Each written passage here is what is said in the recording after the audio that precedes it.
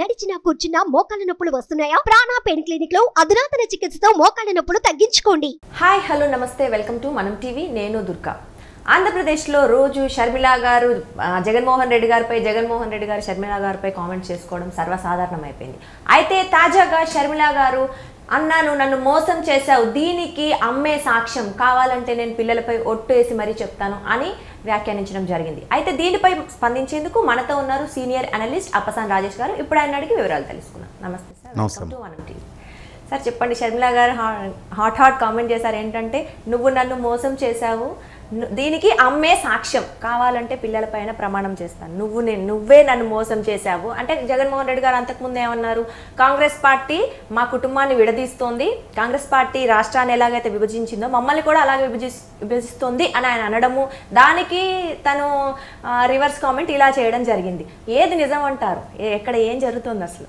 మనకి తెలుగు సినిమాల్లో ఒక డైలాగ్ ఉంటుంది, ఇక మాటలు లేవు, మాట్లాడుకోవటాలు లేవు, టైం నువ్వు చెప్పినా సరే నన్ను చెప్పమన్నా సరే, ప్లేస్ నువ్వు చెప్పినా సరే నన్ను చెప్పమన్నా సరే అని చెప్పని బాలకృష్ణ ఒక డైలాగ్ ఉంటుంది. రీసెంట్గా షర్మిల గారు కూడా చెప్పారు సేమ్ ఇదే విధంగా.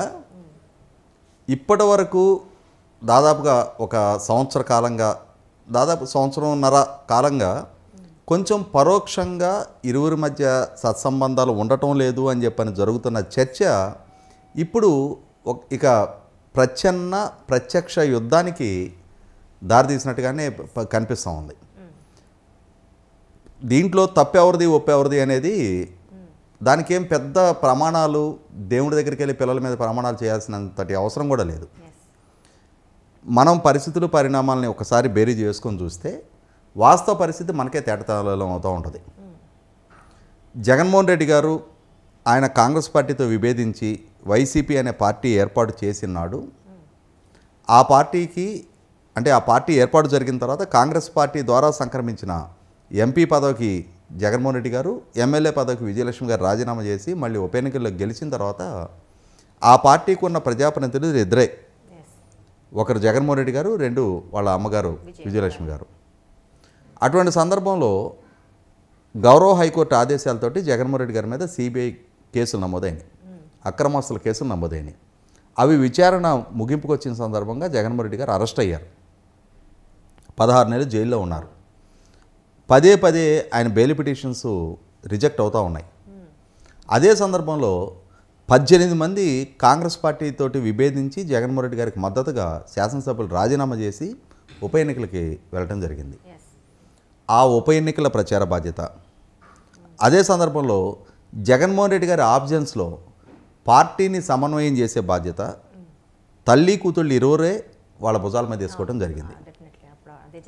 అంటే ప్రజల్లో జరుగుతున్న చర్చ ఏంటి, జగన్మోహన్ రెడ్డి గారు కొత్తగా పార్టీ ఏర్పాటు చేశారు, ఆ పార్టీకి పెద్దగా ప్రజాప్రతినిధుల బలం కూడా లేదు, ఇంతలోకి ఇన్ని వేల కోట్ల రూపాయల అక్రమాస్తులకు సంబంధించిన, ఇంత అవినీతికి సంబంధించిన ఆరోపణల మీద ఈయన అరెస్ట్ అయ్యి జైల్లో ఉన్నారు. అసలు ఈ పార్టీ బతికి బట్టగట్టగలుగుతుందా, మళ్ళీ ప్రజల్లో మనుగడ సాగించడానికి ఆస్కారం ఉందా అని చెప్పని రకరకాల చర్చలు జరుగుతున్న నేపథ్యంలో మా అన్నకి చెల్లిగా తోడు నేనున్నా, మా అన్న జైలు పాలై ఉండొచ్చు కానీ ఆ బాధ్యత స్వీకరించడానికి నేను సిద్ధంగా ఉన్నా అని చెప్పని ఆ ఇంటి ఆడపిల్ల షర్మిల ముందుకొచ్చి వేల కిలోమీటర్ల పాదయాత్ర చేసి ఆ 18 మంది శాసనసభ్యులు ఉప ఎన్నికలను ఎదుర్కొన్న సందర్భంగా వాళ్ళకి అనుకూలంగా ప్రచార బాధ్యతలు మోసి, ఆ రోజు విజయలక్ష్మి గారు శర్మ గారు ఇద్దరే ఆ ప్రచార బాధ్యతలు మొత్తం కూడా మోసింది. ఇటువంటి సందర్భంలో వైసీపీ పార్టీ ఇవాళ ఈ స్థాయిలో ప్రజల మధ్య నెగ్గుకు రాగలుగుతుంది, నిలబడగలిగింది, జగన్మోహన్ రెడ్డి గారికి అధికారం దక్కింది అని అంటే ఆ పునాది నిర్మాణం జరిగింది శర్మ గారి పుణ్యమే. కానీ జగన్మోహన్ రెడ్డి గారు 2014 తర్వాత ఆయన ప్రధాన ప్రతిపక్ష నాయకుడిగా, అంటే ఇవాళ ఆంధ్రప్రదేశ్ రాజకీయాల్లో నిర్ణయాత్మక శక్తిగా ఉన్న రోజున విశాఖపట్నంలో తన తల్లికి అవకాశం కల్పించారు ఎంపీగా పోటీ చేయడానికి 2014లో. కానీ ప్రజామోదం దక్కక ఓడిపోవడం జరిగింది. కానీ షర్మిల గారికి ఏం ప్రాతినిధ్యం కల్పించారు, రాజకీయంగా ఏం అవకాశాలు ఇచ్చారు? ఒక ఎంపీగా కంటెస్ట్ చేయమనో, ఎమ్మెల్యేగా కంటెస్ట్ చేయమనో, పార్టీలో పలానా బాధ్యతలు తీసుకోమనో, లేదు రాజ్యసభకు పంపిస్తున్నామని చెప్పనో, ఏదైనా ఆ గౌరవం గుర్తింపు ఆమెకేమైనా ఇచ్చారా? అందుకనే విభేదాలు వచ్చాయంటారా? ఇవ్వాలి కదా మొట్టమొదట. ఇవాళ తల్లికి ఆమె ప్రచార బాధ్యతలు నిర్వహించారు కాబట్టి ఆమెను పోటీ చేయించారు. చెల్లి కూడా ప్రచార బాధ్యతలు ముఖ్యంగా 3000 కిలోమీటర్ల పాదయాత్ర. ఆ పాదయాత్ర చేస్తున్న సందర్భంగా ఆ అమ్మాయికి మోకాల ఆపరేషన్ జరిగింది. ఆ ఆపరేషన్ కూడా అధిగమించి మళ్ళీ రికవర్ అయిన తర్వాత మళ్ళీ పాదయాత్ర కంటిన్యూ చేసింది. ఆయన బెయిల్ వచ్చి బయటకు వచ్చే నాటికి ఆ పార్టీకి ఒక ప్లాట్ఫామ్ బిల్డప్ చేసి ఆయన చేతికి అప్పచెప్పింది. ఆ గ్రాటిట్యూడ్ చూపించాల్సిన బాధ్యత జగన్మోహన్ రెడ్డి గారిది కదా. ఇవాళ జగన్మోహన్ రెడ్డి గారు 2019లో అధికారంలోకి వచ్చారు. అధికారంలోకి వచ్చిన తర్వాత ఆయనతో పాటు కేసుల్లో కో అక్యూజ్డ్గా ఉన్న చాలామంది నాయకుల్ని, ధర్మాన ప్రసాదరావు గారు, మోపిదేవి వెంకటరమణ గారు లాంటి వాళ్ళు, అయోధ్య రామరెడ్డి గారు లాంటి వాళ్ళందరినీ, విజయసాయి రెడ్డి గారు లాంటి వాళ్ళందరినీ వివిధ హోదాలలో తన చుట్టూ మొహరింప చేసుకున్నారు. ఆయన ఆ గౌరవం దక్కించారు వాళ్ళకి. ఆ రోజు నా కోసం వీళ్ళు కేసుల పాలు అయ్యారు కదా అని చెప్పని.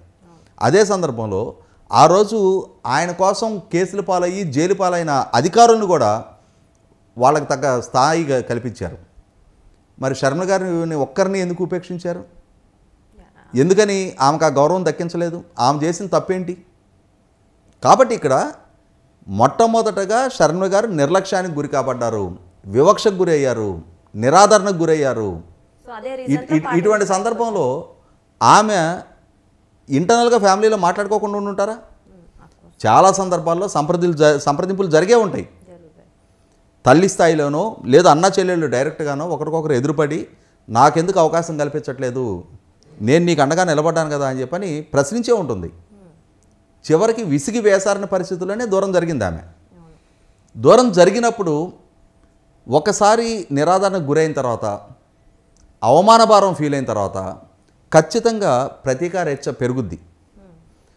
నేను ఇంత మేలు చేస్తే నన్ను ఇంత వంచనకు గురి చేస్తారా, ఇంత నిరాదరణకు గురి చేస్తారా, ఇంత ఎడం చేస్తారా, ఇంత నిర్లక్ష్య ధోరణి ప్రదర్శిస్తారా, నేనేంటో చూపిస్తా. ఈయన కోసం 1000 కిలోమీటర్ పాదయాత్ర చేశా కదా, ఈయన ఈ పార్టీని బతికించుకోవడం కోసం నా రెక్కల కష్టం ఇన్వాల్వ్ అయింది కదా, అందులో నా చెమట చిందించే కదా.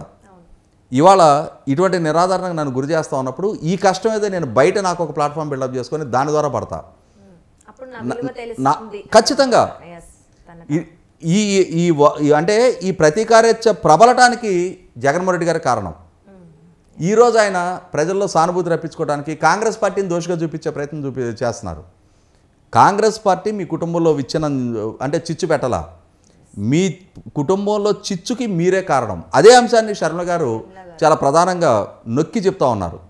ఇక్కడ జగన్మోహన్ రెడ్డి గారి చిన్నాన్న రాజశేఖర రెడ్డి గారి తమ్ముడు వివేకానంద రెడ్డి గారి హత్య జరిగింది. హత్య కేసులో అక్యూజ్డ్ని కాపాడుతుంది ఎవరు? మీ చిన్నాన్నని కాదు అని చెప్పని హత్యకు బాధ్యులుగా ఇవాళ సిబిఐ నిర్ధారణ చేసిన వాళ్ళని కాపాడే ప్రయత్నం మీరు చేస్తున్నారు. హత్య గావింపబడ్డ వివేకానంద రెడ్డి గారి కుమార్తె డాక్టర్ సునీత మీ ఇంటి ఆడబడుచు, కానీ ఆమె వ్యక్తిత్వ హననానికి పాల్పడుతూ మీ మీడియాలో కథనాలు రాస్తున్నారు.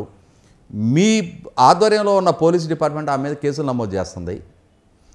మీ ప్రభుత్వ సలహాదారుడు ఆమె మీద ఆరోపణలు చేస్తూ ఉన్నాడు.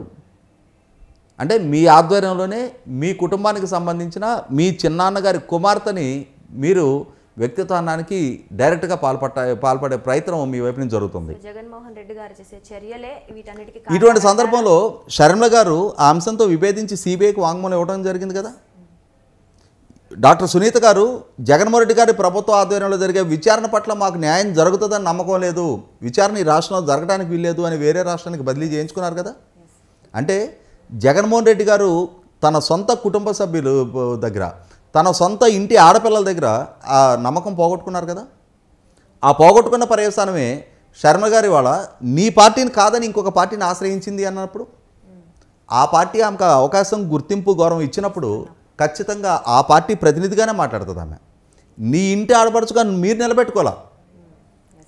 ఆ నిలబెట్టుకునే పర్యవసానం రాజకీయాల్లో ఎమోషన్స్కి, సెంటిమెంట్లకి తావులేదు, అట్లా ఉండటానికి వీల్లేదు అని చెప్పని మీరే రుజువు చేశారు చాలా సందర్భాల్లో. మీ నాన్నగారు ఆ రోజుల్లో చంద్రబాబు నాయుడు గారి సోదరుడు రామ్మూర్తి నాయుడు గారిని చేరదీశారు. ఆయన చేత చంద్రబాబు నాయుడు గారిని విమర్శలు చేయించారు. చంద్రబాబు నాయుడు గారి తోడలుడు దగ్గుబాటి వెంకటేశ్వరరావు గారిని, ఆయన సతీమణి పురంధరేశ్వర గారిని మీ నాన్నగారు ఆధ్వర్యంలో కాంగ్రెస్ పార్టీలో జాయిన్ చేసుకొని వారి చేత చంద్రబాబు నాయుడు గారి మీద విమర్శలు చేయించారు. మీరు ఈరోజు లక్ష్మీపార్వతి చేత విమర్శలు చేయిస్తూ ఉన్నారు. జూనియర్ ఎన్టీఆర్ వాళ్ళ మావ నారాయణ శ్రీనివాసరావు గారు ఆ నాన్న శ్రీనివాసరావు గారు చంద్రబాబు నాయుడు గారి మేనగోడల భర్త. ఆయన చేత చంద్రబాబు నాయుడు గారి మీద విమర్శలు చేయిస్తున్నారు. ధర్మాన ప్రసాదరావు గారు కాంగ్రెస్ పార్టీలో కొనసాగుతుండగానే ఆయన సోదరుడు కృష్ణదాస్ గారిని మీరు పార్టీలో జాయిన్ చేసుకున్నారు. దేవినేని ఉమా గారి సోదరుడిని మీరు పార్టీలో జాయిన్ చేసుకున్నారు. ఎంతమంది అంటే నాయకుల సంతానాన్ని సోదరుల్ని మీ పార్టీలో జాయిన్ చేసుకొని కుటుంబాల్లో చిచ్చు మీరు పెట్టారు. అంటే ఇవాళ మీకు ఆ బాధ తెలిసి వచ్చేటప్పటికి మీరు సృష్టించుకున్న సంక్షోభం ఇది.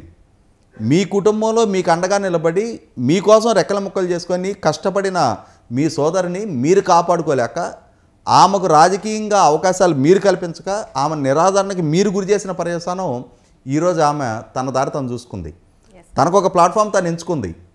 ఆ ప్లాట్ఫామ్ నుంచి తను విసిరే సవాలుకి సమాధానం చెప్పాల్సిన స్థితిలో మీరు పడిపోయారు. ఇవాళ చాలా సూటిగా స్పష్టంగా ఆ రోజు అన్నను సంధించిన బాణాని అని చెప్పిన ఆమె ఇవాళ ఆ విల్లు మీ మీదే ఎక్కువ పెడుతుంది. ఆ బాణాలు మీ మీదకే సంధిస్తుంది. మీరు సమాధానాలు చెప్పి తీరాలి. సమాధానం చెప్పలేక మాకు కుటుంబాన్ని విభజిస్తుంది అని చెప్పని ఇవాళ ఇప్పటికీ కూడా సెంటిమెంట్ రగిల్చే ప్రయత్నం చేసినా, సానుభూతి కోసం ప్రయత్నం చేసినా ఆమె లేవనెత్తుతున్న అంశాలు ఇవాళ ప్రజల్లో చర్చనీయాంశంగా మారుతున్నాయి తప్ప మీరు లేవనెత్తుతున్న ఈ సానుభూతి వ్యాఖ్యలు మీ పట్ల సానుభూతి పెంచకపోగా మీ నిస్సహాయతను తెలియజేస్తున్నాయి. అయితే షర్మిల గారు చెప్పిన మాట ప్రకారం విజయమ్మ గారిని అంటే అమ్మకి తెలుసు మొత్తము, అమ్మని అడుగు అమ్మే సాక్ష్యం అని చెప్తుంది కదండి. అసలు తల్లికి ఏ పిల్లలైనా ఇద్దరు సమానమే, ఎవరైనా ఒకటి ఏటి సపోర్ట్ చేయగలుగుతారు? తన ఒక పెద్ద సందిగ్ధంలో ఉండుంటారు కదా విజయమ్మ గారు. ఇక్కడ ఒకటి వాస్తవం, షర్మిల గారు ప్రస్తావించినట్టుగానే విజయలక్ష్మి గారు పిల్లల మధ్య పంచాయతీని బహిర్గతం చేసి ఇవన్నీ ఇంటర్నల్గా జరిగే ఉంటాయి. ఇప్పుడు తల్లి స్థానంలో ఉన్నామే తన కొడుకు కూతురు మధ్య ఆ రిఫ్ట్ పెరుగుతున్నప్పుడు ప్యాచప్ కోసం ప్రయత్నం చేసి ఉండరా? జగన్మోహన్ రెడ్డి గారికి సర్ది చెప్పే ప్రయత్నం చేసి ఉండరా? ఆమెకి చేయాల్సిన న్యాయం చేయి నువ్వు అని చెప్పని సలహా ఇచ్చుండరా? ఆ సలహాని ఆమోదం పొందింపజేసుకోలేని నిస్సహాయ స్థితిలోనే విజయలక్ష్మి గారు కూడా ఆ పార్టీ గౌరవాధ్యక్షురాలు పదవికి రాజీనామా చేసి నా కూతురు ఒక రాజకీయ పార్టీ పెట్టుకుంటుంది కాబట్టి ఆమెకు అండగా ఉండాల్సిన బాధ్యత నాది అని చెప్పని జగన్మోహన్ రెడ్డి గారి నుంచి దూరంగా షర్మిల గారితో పాటు కలిపి సేల్ అవుతున్నారు. వాస్తవాలు అందరికీ తెలుసు. కాకపోతే ప్రస్తుతం జగన్మోహన్ రెడ్డి గారికి ఉన్న అధికారము హోదా వల్ల అందరూ గొంతు విప్పి మాట్లాడకపోలేకపోవచ్చు, గొంతు పెగిల్చి బయటకు వచ్చి ప్రస్తావించలేకపోవచ్చు. కానీ వాస్తవాలు ఆ కుటుంబ సభ్యులందరికీ తెలుసు, రాష్ట్ర ప్రజలకి నిదానంగా అవగతం అవుతుంది, వైసీపీ పార్టీలో ఉన్న శ్రేణులకు కూడా తెలుసు. కాకపోతే ఏంటంటే రాజకీయంగా ఆమె నుంచి సవాళ్ళు ప్రతి సవాళ్ళు వస్తున్నాయి కాబట్టి వాటికి ధీటుగా సమాధానం చెప్పలేని పరిస్థితిలో ఉండి ఆడపిల్ల కాబట్టి అని చెప్పని ఆమె వ్యక్తిత్వానికి పాల్పడే పోస్టులు పెడతా ఆమెను డిమోరలైజ్ చేసే ప్రయత్నం చేస్తున్నారు. వీటికి ఆమె డిమోరలైజ్ అయిపోయి తన పోరాట పందా విరమించుకుంటుంది, ఆమె జగన్మోహన్ రెడ్డి గారితో ఏదో కాంప్రమైజ్ అవుద్ది, ఆయన మీద పోరాటాన్ని విరమించుకొని మళ్ళీ తెలంగాణకి వెళ్ళిపోద్దని చెప్పని వీళ్ళు భావించినా అది అతిశయోక్తే, అత్యాసే. ఓకే అండి, మొత్తానికైతే వైసీపీ కాంగ్రెస్ పరస్పరం వ్యాఖ్యలు అయితే రోజు చేసుకోవడం జరుగుతుంది. ఈ వ్యాఖ్యల వల్ల ఎంతవరకు ప్రభావం ఉంటుంది ఎలక్షన్స్ మీద అనేది మనం తర్వాత వెయిట్ చేద్దాం. Thank you so much.